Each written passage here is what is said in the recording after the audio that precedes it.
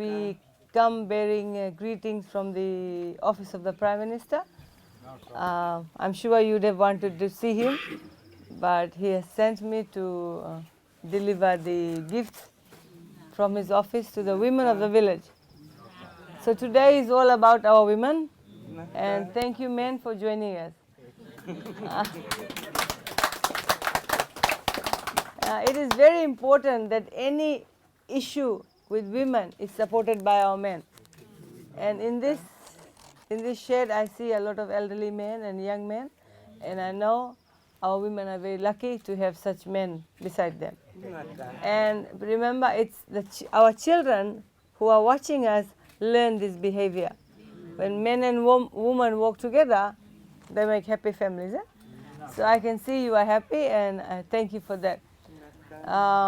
The Honorable Prime Minister has sent a request that was sent by the women's group last year, and he has sent the gifts with us. This is our way of helping our women raise up, you know.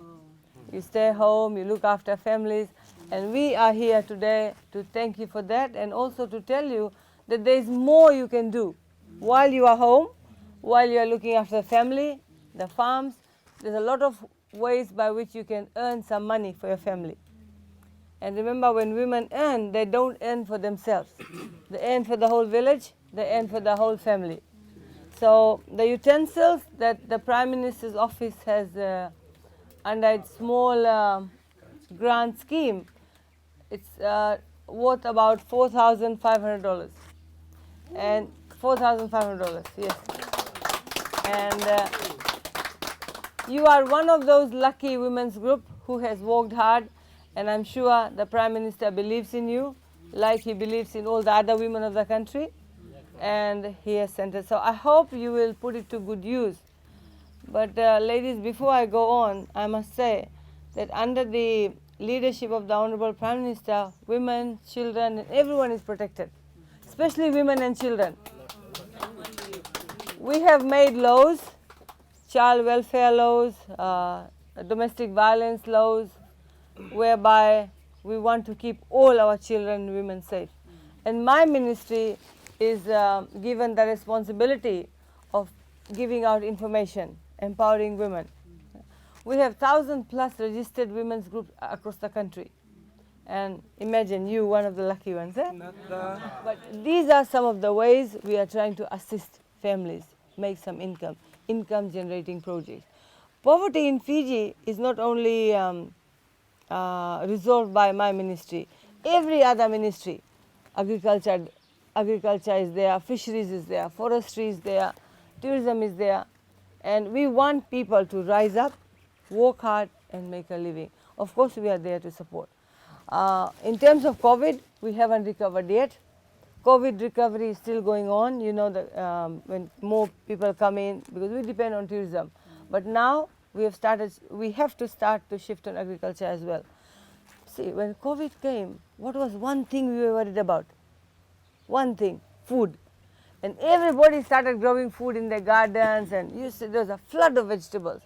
Survival, food security.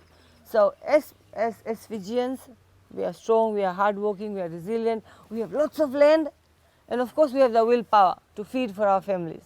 So women, you play a role there too, you know, backyard gardening, smallholder farms. Please ensure that our farms are cropped. It produces crops, and that we can not only sell, but we can also use it for our food security, health. Fiji also has a problem, because I'm talking about food. Non-communicable diseases, you've heard of diabetes and hypertension, legs being cut off, too much dependence on metformin and other tablets, right? So keep healthy, eat healthy. I'd love to see all the homes having bele and bhaji and everything. It's easy. We have the time, right? So we have to really look at our lives, the lives that we want to live, the lives we are living. Unhealthy lives, lots of diseases. And then eventually we depend on medicine, we run to the doctors, more expenses, and then we die. If we don't die, then we lie on our beds all on the bed all sick and all. We don't want that. We don't want children to be sick. Our elderly need to die and age gracefully. So some of these things, and I want to tell you about our social protection, what the Minister of Social Welfare has. We have poverty benefit scheme. If you are very poor and you cannot afford a living, come and apply in our social welfare offices. We have SPS, 65 years and plus. Every person who's got 65 years and plus will receive that pension payment. We have care and protection allowance. This is for children whom the grandparents are looking after. And we have a disability allowance per month.